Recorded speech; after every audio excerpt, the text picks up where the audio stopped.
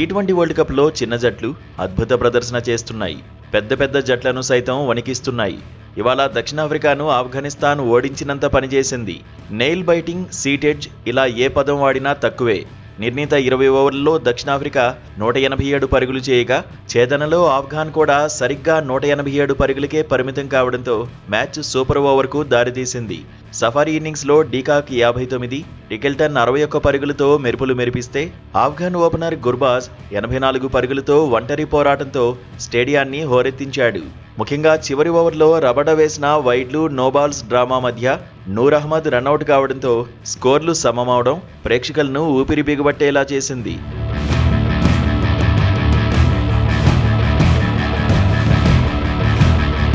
అయితే అసలైన drama super ఓవర్లో మొదలైంది.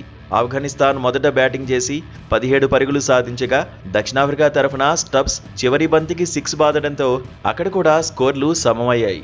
దీంతో విజేత ఎవరో తేలక రెండో సూపర్ ఓవర్ ఆడాల్సి వచ్చింది. క్రికెట్ చరిత్రలో ఇలా 2 సార్లు స్కోర్లు సమం కావడం అత్యంత అరుదు. ఈ రెండో సూపర్ ఓవర్లో దక్షిణాఫ్రికా బ్యాటర్లు మిల్లర్, స్టబ్స్ చెలరేగిపోయారు. అజ్మతుల్లా బౌలింగ్లో సిక్సర్ల వర్షం కురిపిస్తూ ఏకంగా 23 పరుగులు పిండుకున్నారు. దీంతో ఆఫ్ఘనిస్తాన్ ముందు 24 పరుగుల భారీ లక్ష్యం నిలిచింది. లక్ష్య ఛేదనలో ఆఫ్ఘన్ వీరుడు గుర్బాజ్ మరోసారి విరుచుకుపడ్డాడు. కేశవ్ మహారాజ్ వేసిన ఓవర్లో వరుసగా 3 సిక్సర్లు బాది విజయంపై ఆశలు రేకెత్తించాడు. కానీ మహారాజు చాకచక్యంగా బౌలింగ్ చేసి చివరి బంతికి గుర్బాజ్ను అవుట్ చేయడంతో ఆఫ్ఘనిస్తాన్ 19 పరుగుల వద్దే ఆగిపోయింది.